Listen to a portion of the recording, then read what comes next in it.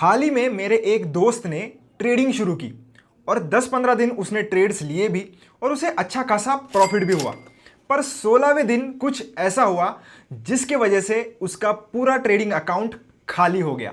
अब अगर आप भी मार्केट में ट्रेड करते होंगे तो आपने एक शब्द के बारे में जरूर सुना होगा जिसका नाम है स्टॉप लॉस।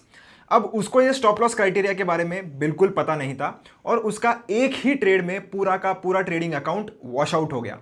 और ऐसी ही गलती आप बिगिनर्स हमेशा अपने ट्रेडिंग जर्नी में करते रहते हैं। तो आज मैं आपको स्टॉप लॉस से रिलेटेड कुछ ऐसे रूल्स बताऊंगा जिसको अगर आप फॉलो करोगे तो आपकी ट्रेडिंग जर्नी काफ़ी अच्छी हो जाएगी और आप इवेंचुअली प्रॉफिटेबल हो जाओगे। तो जिनको स्टॉप लॉस क्या है ये नहीं पता उनको मैं शॉर्ट में समझा देता हूँ। अब मान लेते हैं कि आपके पास 100 रुपये थे और 100 रुपये से आप ट्रेड करना चाहते हो। तो 100 रुपये से आपने एक ट्रेड लिया और उसमें आपने 10 रुपये का टारगेट सेट किया, यानी कि 100 रुपये पर अगर आपको लगता है कि 10% मेरे को प्रॉफिट हुआ तो 10 रुपये मैं इससे कमा लूंगा। अब जैसे आप टारगेट लगाते हो ठीक उसी तरीके से हमें स्टॉप लॉस भी लगाना होता है। स्टॉप लॉस का मतलब क्या है? स्टॉप लॉस का मतलब एक सर्टेन अमाउंट जिसको एक्सेप्ट करके, यानी कि उतना लॉस आप एक्सेप्ट करोगे और उस ट्रेड से बाहर निकल जाओगे। यानी कि अगर आपने 100 रुपये इन्वेस्ट किए थे तो ज़्यादा से ज़्यादा 5 रुपये आप उस ट्रेड पर रिस्क लोगे और जैसे ही उस पर्टिकुलर शेयर की प्राइस 95 हो जाती है आप उस लॉस को एक्सेप्ट करके उस ट्रेड से बाहर निकल जाओगे। इससे क्या होता है कि 5 रुपये का लॉस आपने डिटरमाइन पहले ही कर लिया था ट्रेड लेने से पहले कि मैं सिर्फ 5 रुपये का लॉस लूंगा और उससे ज़्यादा लॉस आपको नहीं होगा एक पर्टिकुलर ट्रेड में। अगर आप स्टॉप लॉस नहीं लगाओगे तो फिर वो शेयर 10, 15, 20, 30 रुपये कितना भी गिर सकता है और आपको बड़ा लॉस भी हो सकता है। और जैसे कि मैंने आपको मेरे दोस्त के केस में बताया कि उसने स्टॉप लॉस नहीं लगाया था तो उसका एक ही ट्रेड में पूरा की पूरा अकाउंट ही खत्म हो गया। तो इससे अगर आपको बचना है तो स्टॉप लॉस आपको ज़रूर लगाना चाहिए। अब सबसे पहला रूल जो आपको स्टॉप लॉस लगाते समय ध्यान में रखना है वो है कि आपको हमेशा कैलकुलेटेड स्टॉप लॉस लगाना है। इसका क्या मतलब है, चलिए मैं आपको एग्जांपल से समझाता हूं। तो जिसमें भी आप ट्रेड करते हो, एंजल वन, ग्रो, जीरोधा, उसका चार्ट आप ओपन कर लीजिए। तो एग्जांपल के लिए मैंने इधर रिलायंस इंडस्ट्रीज का चार्ट ओपन किया है।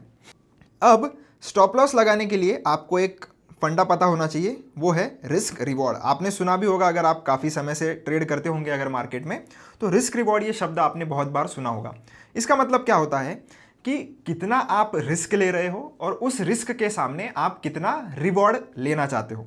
यानी कि अगर आप 100 रुपये इन्वेस्ट कर रहे हो और उस पर अगर आप 5 रुपये की रिस्क उठाने के लिए तैयार हो, यानी कि आप 5 रुपये अगर गंवाने के लिए तैयार हो, तो उसके सामने आप कितना रुपये कमाने का एम कर रहे हो। तो जनरली हम 1:2 का रिस्क रिवॉर्ड रेशो रखते हैं, जिसमें मैं अगर 5 रुपये गंवाने का सोच रहा हूँ तो मैं 10 रुपये कम से कम कमाने का सोचूंगा।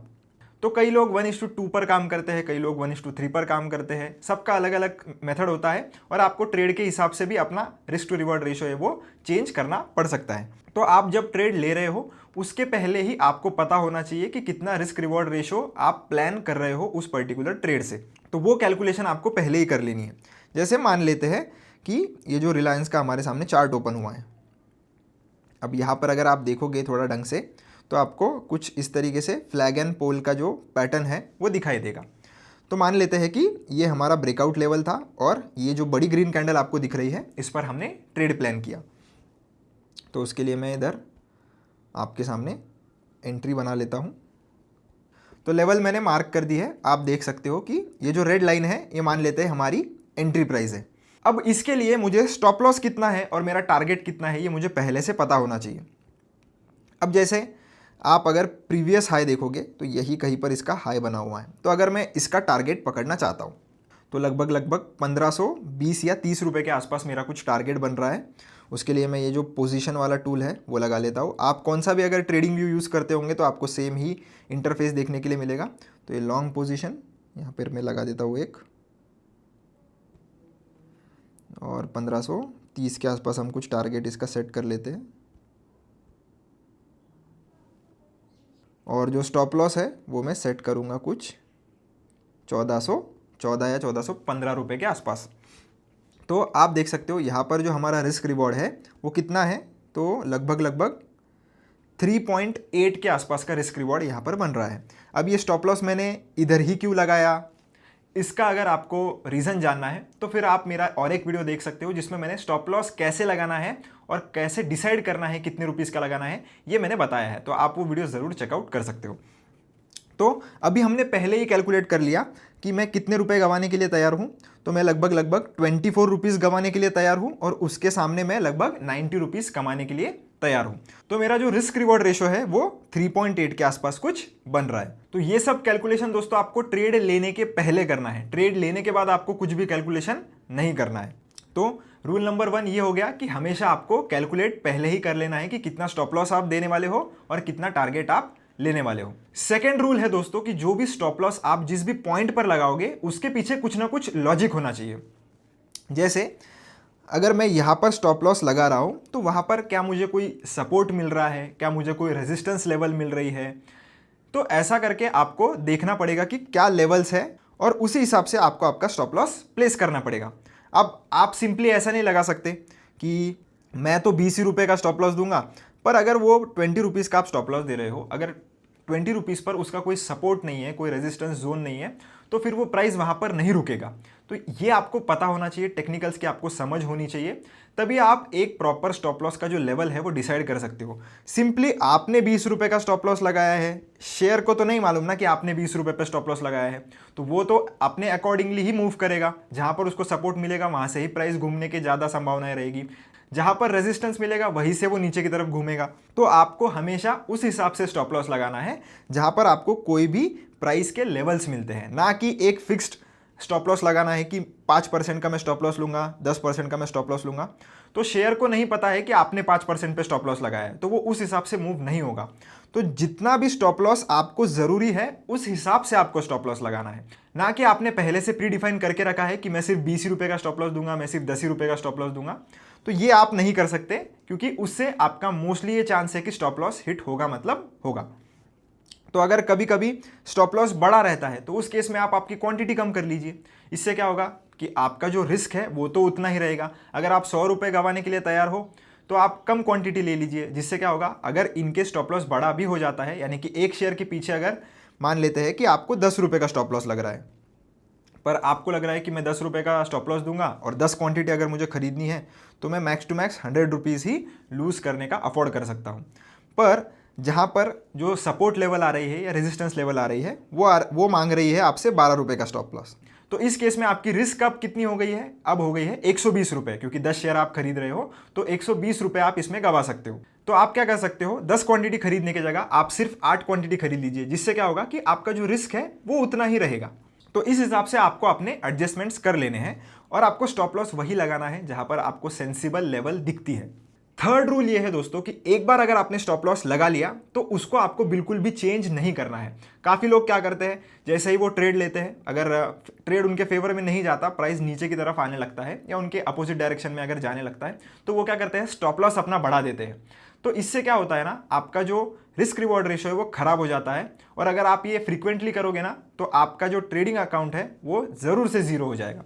तो आपको क्या करना है, ट्रेड लेने से पहले डिसाइड करना है कि इतना सर्टन अमाउंट है, इतना मैंने स्टॉप लॉस लगा दिया है। ट्रेड लेने के बाद आपको उसे बिल्कुल भी छेड़ना नहीं है। एक टाइम को आप स्टॉप लॉस ट्रेल कर सकते हो, यानी कि स्टॉप लॉस आप कम कर सकते हो, पर बढ़ाना उसे बिल्कुल भी नहीं है आपको। और एक चीज़ कि स्टॉप लॉस जितना भी आप लगा रहे हो वो हमेशा आपको क्लोजिंग बेसिस पे चेक करना है। जैसे मैं आपको बता देता हूँ, तो मान लेते हैं कि यहाँ पर आपने एंट्री ली, तो आपको हमेशा आपका स्टॉप लॉस जो है वो क्लोजिंग बेसिस पर क्यों कंसिडर करना चाहिए। तो मैं इस पर आवरली टाइम फ्रेम जो है वो लगा देता हूँ। अब यहाँ पर आप देख सकते हो दोस्तों कि मान लेते हैं कि आपने इस लेवल पर कहीं एंट्री ली। अब अगर कोई भी एक विग बन जाता ऐसे कुछ, और वो कैंडल क्लोज होते होते कुछ ऐसे ऊपर क्लोज हो जाती, तो इसमें क्या होता है ना, लोगों को ऐसा लगता है कि मैंने अगर इस पर्टिकुलर लेवल पर स्टॉप लॉस लगाया है और कोई भी कैंडल अगर उसको छू जाती है तो मेरा मतलब स्टॉप लॉस हिट हो गया। जैसे ये अगर आप एक कैंडल देखोगे, इधर ये आवरली टाइम फ्रेम मैंने लगा कर रखा है, तो इसमें आपको ये जो रेड कलर की जो डोजी टाइप कैंडल जो दिख रही है, इसमें आप इसका लो देखो, तो ये लो आया है कुछ 2540 रुपये के आसपास। तो अगर मैंने 2540 रुपये के आसपास अगर स्टॉप लॉस लगाया होता और ये जो कैंडल है वो सिर्फ उसको टच करके आई है, तो इसका मतलब ये नहीं है कि मेरा स्टॉप लॉस आ गया। क्यों? क्योंकि प्राइस को सस्टेन होने दीजिए, प्राइस को अगर कैंडल क्लोज करने दीजिए एटलीस्ट 15 मिनट की, 1 आवर की, तो जिस भी टाइम फ्रेम पे आप ट्रेड करते हो उस हिसाब से आपको कैंडल देखनी पड़ेगी कि कैंडल क्या उसके नीचे सस्टेन हो रही है, क्या कैंडल क्लोजिंग दे रही है। अगर क्लोजिंग मिलती है तो फिर उस केस में आप जो स्टॉप लॉस है उसे एक्सेप्ट कर सकते हो और ट्रेड से बाहर आ सकते हो। पर कोई भी ऐसी कैंडल अगर आपके स्टॉप लॉस को सिर्फ और सिर्फ टच कर रही है तो उसका ये मतलब नहीं है कि आपका स्टॉप लॉस हिट हो गया है। काफ़ी सारे बिगिनर्स ये भी मिस्टेक करते हैं, भले ही फिर बाद में जो ट्रेड है वो आप देख सकते हो वो काफ़ी अच्छा डायरेक्शन में मूव कर जाता है। तो सिंपली आपका जो स्टॉप लॉस का प्राइस 1 सेकंड के लिए आ गया था, इसका मतलब ये नहीं कि आपका स्टॉप लॉस हिट हो गया है। तो मैं तो हमेशा प्रीफर करता हूँ कि स्टॉप लॉस ऑर्डर्स ना लगा के रखूँ। मैं एक बार को टारगेट ऑर्डर लगा कर रखता हूँ, पर मैं स्टॉप लॉस कभी भी लगा कर नहीं रखता हूँ। स्टॉप लॉस मैं तभी कंसिडर करता हूँ जब कोई भी कैंडल मेरे लेवल के नीचे क्लोजिंग दे देती है। तो थोड़ा बहुत 1-2 रुपये का या 5-10 रुपये का आपको बफर रखना पड़ता है। कभी कभी कैंडल क्लोज होते होते थोड़ा ज़्यादा नीचे भी निकल जाती है, तो इसीलिए आपको हमेशा थोड़ा ब्रीदिंग स्पेस रखना है कि थोड़ा जो स्टॉप लॉस है उससे थोड़ा ज़्यादा या थोड़ा कम भी आपको जो लॉस है वो हो सकता है। तो उसी हिसाब से आपको आपका ट्रेड प्लान करना है। बढ़ते हैं हमारे चौथे रूल की ओर कि आपको आपकी पोजीशन साइजिंग के और बहुत ज़्यादा ध्यान देना है। अब जनरली जब भी आप आपका स्टॉप लॉस लगाओ तो वो स्टॉप लॉस हमेशा इतना ही होना चाहिए कि मान लेते हैं कि आपका जितना भी ट्रेडिंग बैलेंस है वो टोटल है 10,000 रुपये का। तो आप 10,000 रुपये पे कितनी रिस्क लोगे? तो आप मैक्सिमम 1% से लेकर तो 2% तक रिस्क लोगे। इससे क्या होगा? तो 10,000 पे अगर आप 1% का रिस्क लोगे, इसका मतलब आप पर ट्रेड लोगे 100 रुपये का रिस्क। तो इससे क्या होता है ना कि अगर आप बहुत बार लूजिंग स्ट्रीक में अगर फंस भी जाते हो, यानी कि 10-15 लगातार आपको ट्रेड में लॉस भी हो जाता है, तो आपका ट्रेडिंग कैपिटल बहुत ज़्यादा कम नहीं हो जाएगा। तो ये आपको हमेशा बेनिफिट देता है कि आप पर स्टॉप लॉस 1 या 2% की ही रिस्क लीजिए, ताकि आप मार्केट से 1 या 2 ट्रेड में ही बाहर ना हो जाओ। जैसे मेरे दोस्त के केस में हुआ था, उसने स्टॉप लॉस नहीं लगाया, पूरा अकाउंट गायब। पर अगर आप 1 से 2% की रिस्क लोगे तो मैक्स टू मैक्स कितना पैसा आप लूज कर लोगे एक ट्रेड में? Max to max 200 rupees. तो ऐसे 200 रुपीज़ के स्टॉप लॉस अगर आप 20 बार भी दे देते हो फिर भी आपके पास ट्रेडिंग कैपिटल रहेगा जिससे आप ट्रेड कर पाओगे। ये बहुत इंपॉर्टेंट होता है कि आप मार्केट से बाहर नहीं होने चाहिए। भले ही आप लॉस करो, पर मार्केट में जब तक हो तब तक आपके पास प्रोबेबिलिटी है कि आप आपका लॉस रिकवर कर सकते हो। पर एक बार ट्रेडिंग कैपिटल खत्म हो गया उसके बाद फिर आप मार्केट में वापस आओगे या नहीं ये आप ही जानो। तो कैसे लगे दोस्तों ये 4 रूल्स? मुझे कमेंट सेक्शन में ज़रूर बताना। क्या आप कोई भी रूल इसमें से पहले फॉलो करते थे? और अगर नहीं करते थे तो ज़रूर से इसे फॉलो करना। वीडियो पसंद आया हो तो चैनल को सब्सक्राइब जरूर करना, वीडियो को लाइक ज़रूर करना। मिलता हूं नेक्स्ट वीडियो में। धन्यवाद।